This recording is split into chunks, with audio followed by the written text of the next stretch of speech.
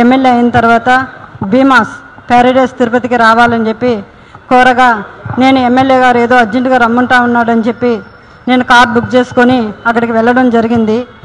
Room number 109 July 6వ తారీఖు రోజు నేను అక్కడికి వెళ్ళడం జరిగింది. అక్కడ ఎవరూ లేదు, ప్రశాంతంగా ఉండింది. ఎమ్మెల్యే గారు మాత్రమే రూమ్లో ఉన్నారు. నేను వెంటనే రూమ్లోకి వెళ్ళడం నా పైన బలాత్కారానికి పాల్పడిన తర్వాత నేను అతనికి లొంగిపోవడం జరిగింది. జరిగిన తర్వాత ఈ విషయం ఎక్కడైనా బయట చెప్పావంటే నేను చంపేస్తాను, నీ కుటుంబాన్ని చంపేస్తాను అని చెప్పి బెదిరించడం జరిగింది. అందువల్ల నేను ఎవరికి చెప్పుకోకుండా నేను సైలెంట్గా ఉండిపోయాను. మళ్ళీ ఇంకొకసారి ఫోన్ చేసి నువ్వు కానీ రాలేదంటే నేను మళ్ళీ నీ కుటుంబాన్ని, నీ భర్తని చంపేస్తానని చెప్పి నన్ను బెదిరించడం జరిగింది. బెదిరించడం ద్వారా నేను మళ్ళీ అక్కడికి భీమాస్ ప్యారడైస్కి వెళ్ళడం జరిగింది. వెళ్ళిన తర్వాత నేను పూర్తిగా ఆయన్ని అవాయిడ్ చేస్తూ వచ్చాను. నేను అవాయిడ్ చేశానని తెలుసుకున్న అతను నాకు పదే సైకోలాగా నిమిషానికి ఒకసారి ఫోన్ చేయడం జరిగింది. అది గుర్తించిన నా భర్త ఎమ్మెల్యే నీకు ఎందుకైతే ఇన్నిసార్లు కాల్ చేస్తున్నాడని చెప్పి నా మొబైల్ ఇంచేసి నన్ను కొట్టడం, నన్ను బెదిరించడం చాలా చేశాడు. చేసిన తర్వాత నేను ఆ బాధను భరించలేకుండా నాకు జరిగిన బాధని నేను ఆయనతో వివరించడం జరిగింది. వివరించినప్పుడు నా భర్త ఇలానే నీకే జరిగిందా, చాలామందికి జరిగిందా అన్నప్పుడు చాలా మహిళలు, గవర్నమెంట్ ఎంప్లాయీస్ కూడా ఉన్నారు, ఇందులో మహిళలు చాలామంది బలైపోతున్నారు నేను చెప్పినప్పుడు ఆయన సూచించాడు నన్ను ఈ చాలామంది మహిళల్ని కాపాడుకొని మనం బ్రతకాలి, మనం కాపాడుకోవాలని చెప్పి ఆయన నాకు ఒక పెన్ కెమెరాని అరేంజ్ చేసి ఇవ్వడం జరిగింది. జరిగిన తర్వాత ఆగస్టు 10వ తారీఖు భీమాస్ ప్యారడైస్కు 1:30 వెళ్ళడం జరిగింది.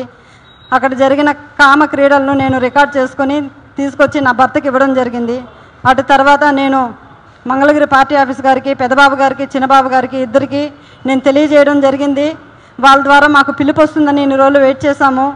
తర్వాత ఈ విషయం ఆయన తెలుసుకొని నన్ను బ్లాక్మెయిల్కి గురి చేయడము, మా ఇంటి చుట్టూ 4-5 మందిని పంపించి నన్ను వెతకడం చేస్తున్నాడు.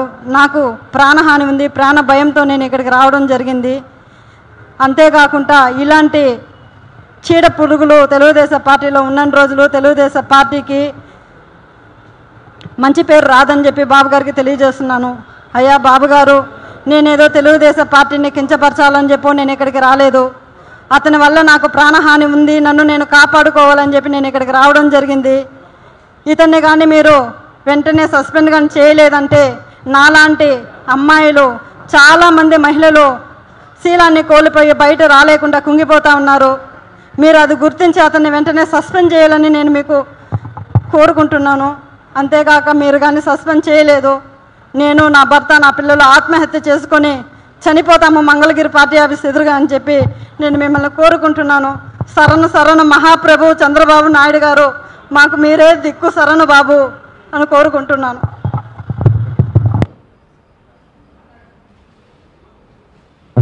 పోవటం చెప్పగలిగిన వాళ్ళు ఇలాంటివి కూడా చేయించేమో.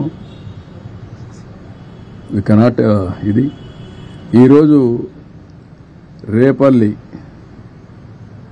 ఏదైతే బండ్ ఉందో అక్కడ పెట్రోలింగ్ పెట్టే పరిస్థితికి వచ్చాం ఈ దొంగల కోసం, నేరస్తులతో. ఎప్పుడన్నా ఆలోచించామంటే పెట్రోలింగ్ పెట్టాలని? నాకెప్పుడు లేదు.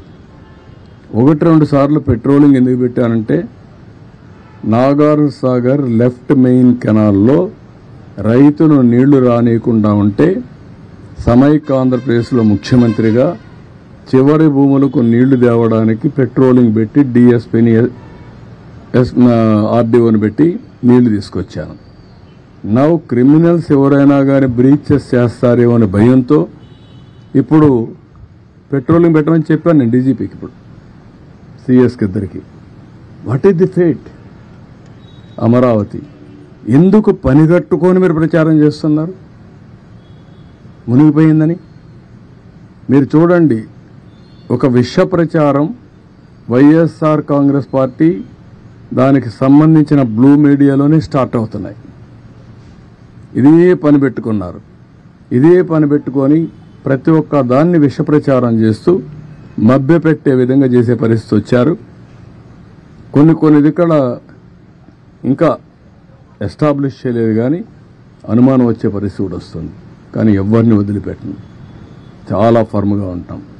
గుడ్ల వల్లేర్లు ఏంటండి మీ పని? సిగ్గుందా మీకు? 300 వీడియోలు ఉన్నాయా? ఇవన్నీ తీశారా? అన్ని యూనివర్సిటీలో తీస్తున్నారా? ఎవరు చెప్పాడు మీకు? అంటే ఆ పిల్లల భవిష్యత్తు అవసరం లేదు మీకు? ఓసారి అక్కడ జరిగిన సంఘటన పట్ల పిల్లలు ఆవేశంగా ఉన్నారు. ఆవేశంగా ఉంటే రాజకీయ నాయకుడిగా, ఒక ఎల్డర్లుగా నా బాధ్యత ఏంటి? ఆ పిల్లల్ని మెప్పించి ఏం జరిగిందో జరగలేదో అన్ని ఎస్టాబ్లిష్ చేసి, జరిగితే కఠినంగా శిక్షించి, జరగకపోతే జరగలేదని చెప్పి వాళ్ళల్లో మనోధైర్యాన్ని నింపవలసిన మేము 300 వీడియోలు తీసేశారని చెప్పి ఆ 300 వీడియోలు ఉన్నాయని దేశం అంతా పంపించి డిగ్నిఫైడ్గా ఉండే ఇన్ఫ్లుయెన్సర్ కూడా పెట్టిస్తారా మీరు? ఏమనుకుంటున్నారు మీరు? ఒళ్ళు దగ్గర పెట్టుకోవాలా. ఆడపిల్ల శీలాన్ని లెక్కలేని విధంగా మీ ఒక్కొక్కరు మనం చూస్తున్న ఆ పార్టీలో ఎలాంటి చరిత్రహీనులు ఉన్నారు. ఆడబిడ్డల పట్ల ఎంత దారుణంగా ప్రవర్తించే వాళ్ళున్నారు మనం చూసాం. కనీసం వాళ్ళపైన యాక్షన్ తీసుకోకుండా ఏమీ లేనిది ఇక్కడ నెపమేసి ఆడబిడ్డల భవిష్యత్తుని అంధకారంలో పెట్టే పరిస్థితికి వస్తున్నారు. కబద్దారు గుర్తుపెట్టుకోండి. అందుకే నేను ఒక టాప్ లెవెల్ ఎక్స్పర్ట్స్ కమిటీ వేశాను, పోలీస్ ఆఫీసర్లు వేశాను. నిగ్గుదేలుస్తాం. అది నిగ్గుదేల్చడమే కాదు, ఆ తర్వాత ఇలాంటి తప్పుడు కేసులు పెట్టిన వాళ్ళు కూడా నోటీసులు చేంజ్ చేయాలని చేస్తాం.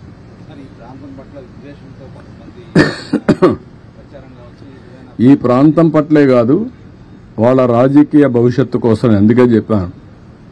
ఇక్కడ ఒక భూతం ఉంది, ఈ భూతం ఉన్నంత వరకు అందరూ భయపడతారు రావడానికని. అలాంటి భూతమే అతను, ఆ పార్టీ. ఇది మంచిది కాదు. నీ రాజకీయం కోసం 24 గంటలు ఇదే పని అయితే ప్రజలు ఏ విధంగా హర్షిస్తారండి? ఏ రాజకీయ నాయకుడైనా చేయాల్సింది ప్రజాహితం కోసం పనిచేయాలి, ప్రజల్ని ఎంపవర్ చేయాలి, తద్వారా రాజకీయ లబ్ధి పొందాలని ఆలోచించాలి తప్ప సమాజం ఏమైపోయినా పర్వాలేదు, అమరావతి రాకపోయినా పర్వాలేదు, ఇండస్ట్రీస్ లేకపోయినా పర్వాలేదు, ఆడబిడ్డలు ఏమైనా పర్వాలేదు అనే దరిద్రమైన రాజకీయం చేయడం కరెక్ట్ కాదు. ఓకే, ఇంతవరకే ఈరోజు. ఎందుకంటే రేపు నాకు ముఖ్యంగా వరదలు దాని మీదనే మాట్లాడదాం. అతను చెప్పాడు కాబట్టి ఇవన్నీ చెప్పాల్సి వచ్చింది. Otherwise this is not the time. ఇప్పుడే గుత్తికొండ శ్రీనివాస్, ఫ్లారిడా, USA ఈ వరదల కోసం సహాయం కోసం 1 కోటి రూపాయలు విరాళం ఇవ్వడానికి వచ్చారు. వారిని మనస్ఫూర్తిగా అభినందిస్తున్నా, ధన్యవాదాలు తెలియజేస్తున్నా.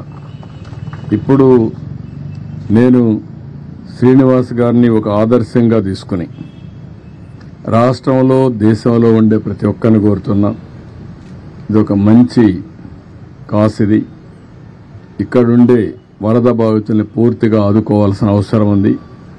ఇది అందరి బాధ్యత. మేము మా బాధ్యత నెరవేరుస్తాం. ప్రభుత్వం చేయాల్సిన పనులని చేస్తాం. ప్రతి ఒక్కరిని రిక్వెస్ట్ చేసేది, మీరు కూడా ముందుకు రండి.